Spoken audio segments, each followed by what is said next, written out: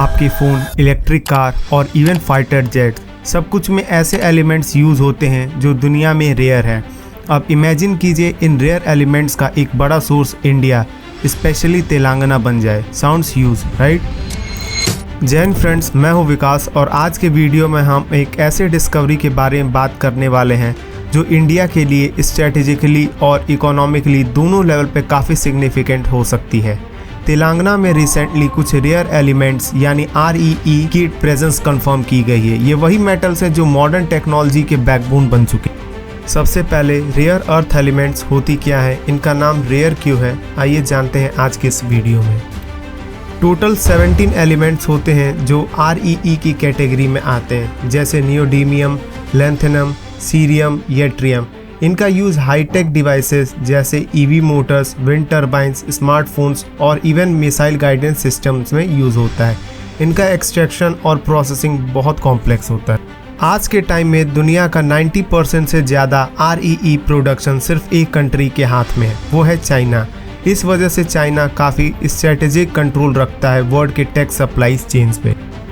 Rare earth elements randomly किसी जगह पे नहीं मिलते, ये लार्जली उन्हीं जगहों पे मिलते हैं जहाँ पर ancient high pressure geological activity हुई हो, और इंडिया स्पेशली पेनिनसुलर इंडिया इसलिए यूनिक है। लगभग 70 मिलियन साल पहले इंडियन टेक्टोनिक प्लेट ने एक एपिक जर्नी की स्टार्ट की, जब ये प्लेट मेडागास्कर से होते हुए नॉर्थ की तरफ मूव करके यूरेशियन प्लेट से टकराई। इस कोलिजन ने सिर्फ हिमालयस नहीं बनाए, इन मूवमेंट के दौरान इंडिया ने काफ़ी डाइवर्स जियोलॉजिकल टेरेन्स क्रॉस किए, जिसमें हाई प्रेशर मेटामॉर्फिक जोन्स और ancient volcanic regions like Reunion hotspot शामिल थे। और इसी जर्नी के दौरान इंडिया के अंदर डेवलप हुआ एक हार्ड रॉक सिस्टम जिसे हम प्री कैम्ब्रियन शील्ड कहते हैं, स्पेशली जो पार्ट आज के कर्नाटका, उड़ीसा, झारखंड, छत्तीसगढ़ और तेलंगाना में मिलते हैं।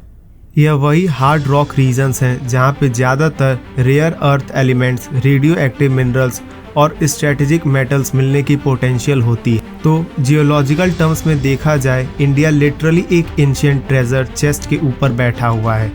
बस प्रॉब्लम यही है कि हमने उस ट्रेजर को अनलॉक करने के लिए टूल्स और विज़न अभी तक पूरे डेवलप नहीं किए हैं। अब तक हम समझ चुके हैं कि रेयर अर्थ एलिमेंट सिर्फ स्ट्रेटेजिक नहीं बल्कि फ्यूचर डिफाइनिंग रिसोर्स है, और इसीलिए इंडिया में एक मेजर इनिशिएटिव स्टार्ट हुआ है जिसका नाम है national critical minerals mission NCMM। इस मिशन का मेन गोल है self reliance in critical minerals, जिनका यूज़ होता है EVs, सेमीकंडक्टर्स, बैटरीज, एरोस्पेस और डिफेंस जैसे सेक्टर्स में। आपको जान के हैरानी होगी कि सरकार अब सिर्फ ज़मीन के अंदर REE ढूंढने तक लिमिटेड नहीं है, बल्कि एग्जिस्टिंग कोल माइंस के वेस्ट मटेरियल्स यानी ओवरबर्डन, टेलिंग्स और डंप पाइल्स तक एक्सप्लोर किए जा रहे हैं। ओवरबर्डन बेसिकली वो मिट्टी, क्ले और चट्टान होती है जो माइनिंग के दौरान निकाली जाती है और जनरली उसे यूजलेस माना जाता है, लेकिन रिसेंट स्टडीज़ ने दिखाया कि सो कॉल्ड वेस्ट में भी रेयर अर्थ एलिमेंट्स पाए जा सकते हैं। सिंगारेनी कोलरीज कंपनी लिमिटेड के चेयरमैन N बलराम ने कंफर्म किया कि सतुपल्ली और रामागुंडम के ओपन कास्ट कोल माइंस में क्ले से रेयर अर्थ एलिमेंट्स मिल रहे हैं। Government owned non ferrous materials technology development centre की स्टडीज़ के मुताबिक 15 टन्स क्ले में अप्रॉक्स 1 kg स्कैंडियम और स्ट्रोंटियम मिलते हैं। अगस्त से ये दोनों एलिमेंट्स का सप्लाई ऑफिशियली स्टार्ट भी हो रहा है। स्कैंडियम का यूज़ होता है aircraft component, solid oxide fuel cells और हाई परफॉर्मेंस स्पोर्ट्स इक्विपमेंट बनाने में। वहीं स्ट्रोंटियम का यूज़ होता है फेरिट मैग्नेट, सेरामिक्स, मेडिसिन्स और इवन वैक्यूम इलेक्ट्रॉनिक्स में, यानी इनका डिमांड काफ़ी इंडस्ट्रियल और स्ट्रेटेजिक। चाइना आज 90% से ज़्यादा REE प्रोसेसिंग कंट्रोल करता है और 60% से ज़्यादा मैग्नेट्स बनाता है, जो स्मार्टफोन से लेकर डिफेंस मिसाइल तक हर जगह यूज़ होता है। इसीलिए इंडिया अब ऑस्ट्रेलिया, ब्राज़ील, चिली और अर्जेंटीना जैसे अल्टरनेट सोर्सिंग पार्टनर्स एक्सप्लोर कर रहा है ताकि सप्लाई चेन रिस्क को डाइवर्सिफाई किया जा सके।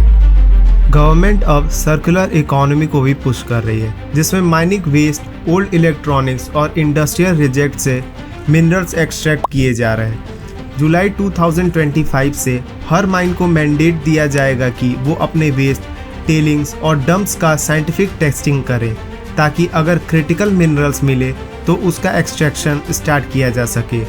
पहले क्वार्ट्ज, माइका और फेल्सपर जैसे मिनरल्स को माइनर मिनरल्स माना जाता था, इसलिए लीज होल्डर्स इनके साथ प्रेजेंट क्रिटिकल मिनरल्स को इग्नोर कर देते थे। लेकिन अब गवर्नमेंट ने इन्हें मेजर मिनरल्स क्लासिफाई किया है। इसका मतलब ये है कि अगर लीज होल्डर को REE ट्रेस मिलते हैं तो उन्हें रिपोर्ट करना और एक्सट्रैक्ट करना मैंडेटरी होगा। US जियोलॉजिकल सर्वे के मुताबिक इंडिया के पास 6.9 मिलियन टन्स REE रिजर्व है, जो दुनिया में थर्ड लार्जेस्ट है, चाइना और ब्राज़ील के बाद।